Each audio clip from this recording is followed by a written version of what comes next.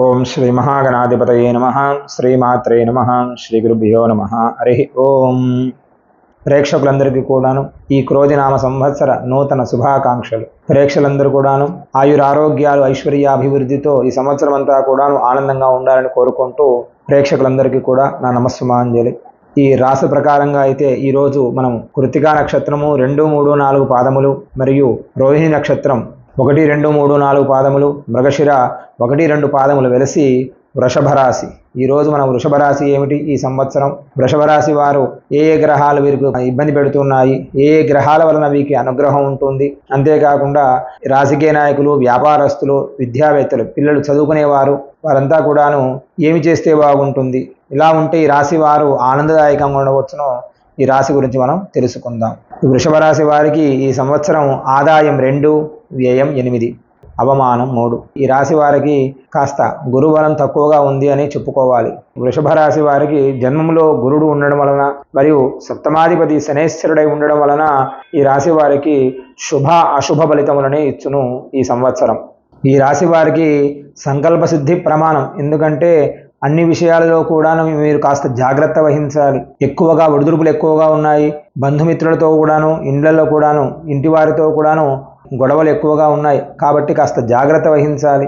అంతేకాకుండా వ్యాపార విషయంలో కూడా మీరు కాస్త జాగ్రత్త వహించి, ఈ వ్యాపార విషయంలో ఏ నిర్ణయం తీసుకుంటున్నా కానీ కాస్త జాగ్రత్త వహించి వ్యాపార విషయంలో కాస్త జాగ్రత్త వహించాలి.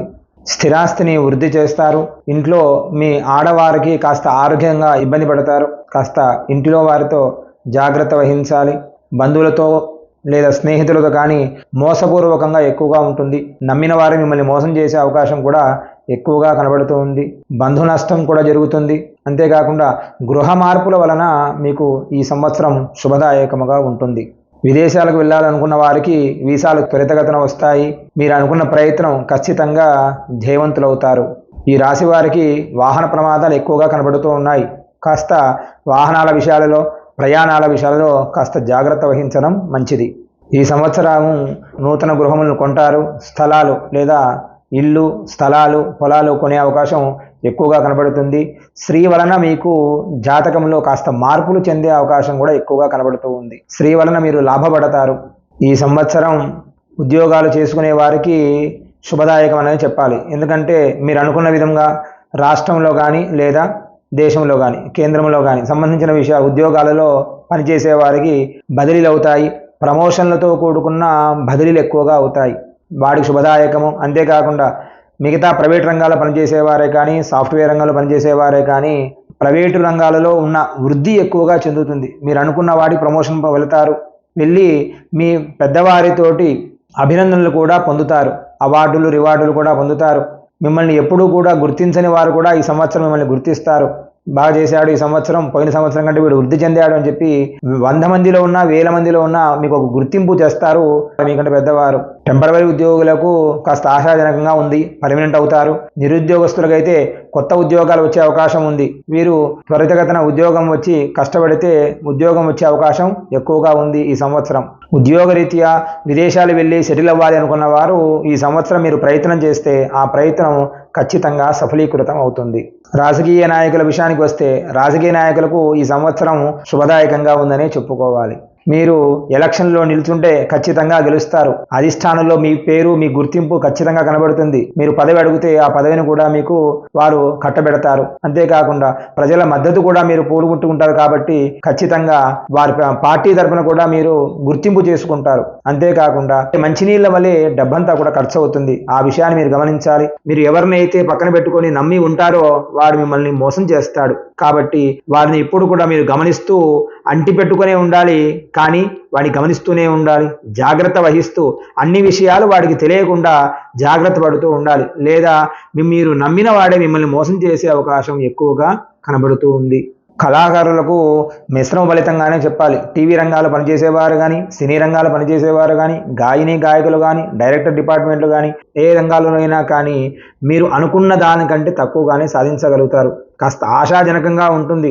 నాకు ఆ అవార్డులు వస్తాయి, ఈ అవార్డులు వస్తాయి అనుకుండొచ్చు, కానీ ఆ అవార్డులు మీకు దూరం అవుతాయి. చేయిదాకా వచ్చిన ముద్ద నోట్లో పెట్టుకుందాం అనుకుంటే అక్కడ పోయే అవకాశం ఎక్కువగా కనబడుతూ ఉంది. కాబట్టి ఆశాజనకంగా ఉంటుంది, మరి పూర్తిగా ఇబ్బందిగా ఉంది అంటే అలా కాదు. కాస్త మీరు అనుకున్నట్టుగానే ఉంటుంది, కానీ పూర్తి స్థాయిలో మాత్రం మీరు ఆ గమ్యాన్ని చేరుకోలేరు. వ్యాపారస్తులకు ఈ సంవత్సరం బాగుందనే చెప్పాలి.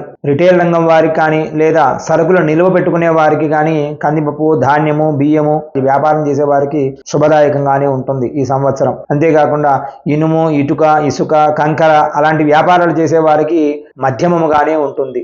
రియల్ ఎస్టేట్ రంగాల్లో పనిచేసే వారికి కాస్త మిత్రమ స్థానం సగస్థానంలోనే ఉంటుంది. వారు ఎంతో సంపాదించాలనుకున్నా కానీ ఈ సంవత్సరం కాస్త మధ్యమ స్థానంలోనే సంపాదిస్తారు. ఎక్కువగా ఆశ పెట్టుకోవాల్సిన అవసరం కూడా లేదు. ఈ సంవత్సరం నడిచిపోతే చాలురా బాబు అన్నట్టుగా ఉంటే మాత్రం మీ జీవనానికి ఎలాంటి ఇబ్బంది లేదు. ఈ కాంట్రాక్టర్ల విషయానికి వస్తే కాంట్రాక్టర్లకు కొత్త కాంట్రాక్టర్లు వస్తాయి. పాత కాంట్రాక్టర్ల వలన రాని డబ్బులు కూడా ఈ సంవత్సరం వసూలయ్యే అవకాశం ఎక్కువగా కనబడుతూ ఉంది. సరుకులు స్టోరేజ్ చేసుకుంటారు కదా, ధాన్యము ఇలాంటివి, ధాన్యము, పప్పు ధాన్యములు, పప్పు దినుసులు అలాంటివి స్టోర్ చేసుకునే వారికి అందరూ కూడాను పట్టిందల్లా బంగారం అవుతుంది. వాడు రూపాయి పెట్టుకొని దాచిపెడితే అది 100 రూపాయలుగా కనబడుతుంది. కాబట్టి స్టోర్ వ్యాపారులకు చాలా బాగుంటుంది ఈ సంవత్సరం. విద్యార్థులకు ఈ సంవత్సరము కాస్త ఆశాజనకంగా లేదనే చెప్పాలి. ఎందుకంటే వీరు విద్యార్థులు అనేక రంగాలకు సంబంధించిన విషయాలలో వీళ్ళు ఎక్కువగా దృష్టి పెడుతూ ఉన్నారు. ఈ గ్రాడ్యుయేట్సే కానీ, ఫోన్లే కానీ, యూట్యూబ్లే కానీ, ఏదైనా కానీ అలాంటి విషయాలలో ఎక్కువగా దృష్టి పెట్టి విద్య మీద తక్కువ దృష్టి పెడుతూ ఉన్నారు. కాబట్టి ఈ సంవత్సరం కాస్త తక్కువ సంఖ్యతోనే వీళ్ళు మార్కుతో పాస్ అవుతారు. ఈ ఎంసెట్, ఐసెట్ ఉన్నాయి కదా, ఆ సెట్లలో వీళ్ళు అనుకున్న స్థాయి కంటే చాలా తక్కువ స్థాయిలోనే మార్కులు వస్తాయి.